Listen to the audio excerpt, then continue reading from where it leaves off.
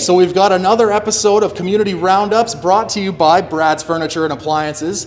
I'm here at the Peace Gallery North, and I'm joined by Orion Carlisle. And Orion, you've got a pretty much the run of the mill here at the gallery. Your street art, urban landscape street art. Just give me a quick rundown of some of the variety of stuff that you got, because there's a lot here. Yes, I was really interested in all the street art that I was seeing while I was traveling in France and Germany and actually other places, but France had lots of it. And the variety is from, murals on the walls, just like, then there is more of the, what some people might consider graffiti, kind of, scribbling. Yeah. And then there's works that are done on paper that are then plastered to the wall. And in France, that's because the French government passed the law, at least in France, Paris, that you can put art on the wall as long as it's easily removable. Okay. And so they promote it, but at the same time make it easy for the owners to clean up if they don't like it. Yeah. And there's tile work and some mosaics. There's a guy named Invader. He does these little Space Invader and other icons from the 80s video games and little mosaics, and he sticks them up in places, and you're welcome to come here to look for them in the unusual locations. Well, and it's an interactive exhibit. I got a chance to just pop in really quickly. I did a quick lap, and I thought I had everything, and then I had to do another quick lap just to get a chance to sink in. Right. By the third lap around, I was still learning things. So maybe there's I don't want to ruin the challenge for people that come, but there's definitely an interactive nature to this exhibit, Yes. and maybe talk about the piece behind us. Yeah. Well, this piece here, if you notice, there's these 4 guys here. I was actually taking a picture of this wall, and they showed up, and they asked me for a pen. I handed them a pen, and, well, there's my pen sitting right there. And so they signed on it, and then I thought, this is a great shot, because you got these faces looking down on these guys, writing their names. Mm-hmm. And I thought I'd blow it up, and once I got this big picture, I said, it'd be cool if people coming to the exhibit would interact with this and actually sign their names on here as well. And so it's a chance for everybody that comes in to be a form of an artist themselves, and to lend themselves and become a part of your work, which I think is really cool. As a guy who, from surface value, I'll kind of look at something, and when you get to be a part of it, it adds to that value. So as I look around at some of the other ones, I again don't want to ruin the surprise, but one that really stood out to me was, it doesn't have to be paint or art or paper or plaster. Right. It can be the way somebody built the building that is street art, and that's another part Yes. or a factor of some of your exhibit here. So a little bit about that. Yeah, I was just trying to expand people's minds or ask people what they think street art actually is. I mean, again, we've in the past people were thinking graffiti, and then it started things, where people are going, oh, why does someone do that and destroy a building or just, deface something? And now it's people, or the artists have actually been doing really good art, and people are now respecting that. And so, again, is that street art. But then the next level is like some of these pictures, it's not just a picture of one person's work, it's the addition to it over time. Like you said, becoming part of this piece of work, but people have becoming parts of pieces of work in the public space all the time lately. And so then a piece is, you could look at a piece a year apart from each other, and it's not completely different, but it's got some different elements to it, and different sort of undertones to it. Yeah. Because I have another piece around the corner from where we're standing, and it's I call it Fading Lady, and if you look at it, there's actually originally something that looks like maybe a big giant green apple, and then someone did a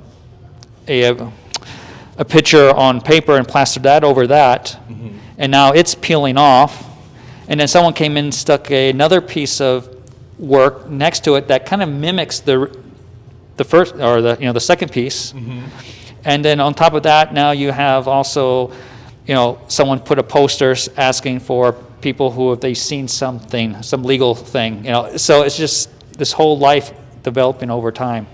And you mentioned about the Space Invader characters, and then there's another one, sort of a familiar-looking cartoon character. And I'm kind of wondering, is it the people, the building owners, that are maybe getting less stuffy in the modern times, or is it more, like you said, the art itself has just improved to the point where people are not in a rush to take it off of their walls because they say, hey, this is art, not graffiti now? Mm-hmm.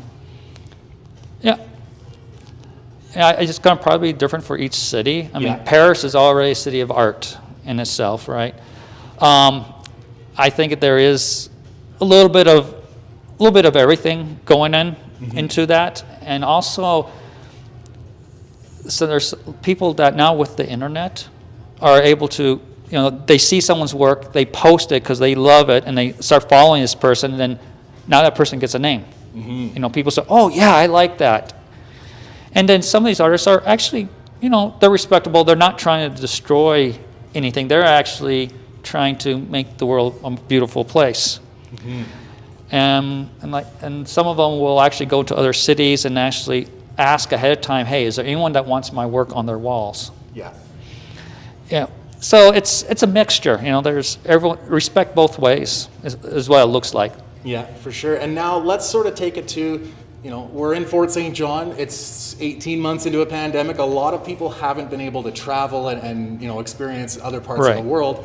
And in just a quick 1 to 2 minute, 2 laps that I did, I felt, man, I feel like I'm kind of in that era of traveling again and experiencing different cultures and different, like you said, different art, and what makes, one group of people really sort of appreciate something may be similar but different in another region of the world. So you've traveled around the world. What would you say, where's the hot spot or the hotbed? For street art? Yeah. I mean, of the places that I've been, again, I say is France. It was a big place.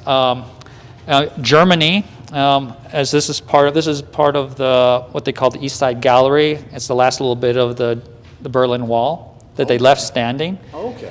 And actually, the municipality will whitewash these walls every few years, and then artists can put new stuff, or in some cases, some of them go back and put what was already there.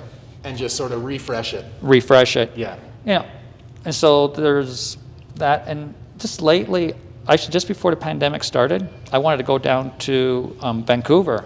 Oh, yeah. Because I heard there was a lot of nice street art down there, and that's been being promoted and by the city and by groups around there. But just as I was getting ready to take that flight, everything shut down, and I said, well, okay. Such is life. Such is life. So I'll have to wait for another time to go back down there and look at that. Well, this is a pretty good opportunity, again, from someone who hasn't gotten a chance to travel. It really gives you a feeling of kind of going around the world in a minute or two. Saturday afternoon, evening, you've got a special event here at the gallery. Just tell us a little bit about that. Well, we're having Meet the Artist Night from 6 to 8. I will be here. So if you have questions or if you want to hear stories, I'm glad to share.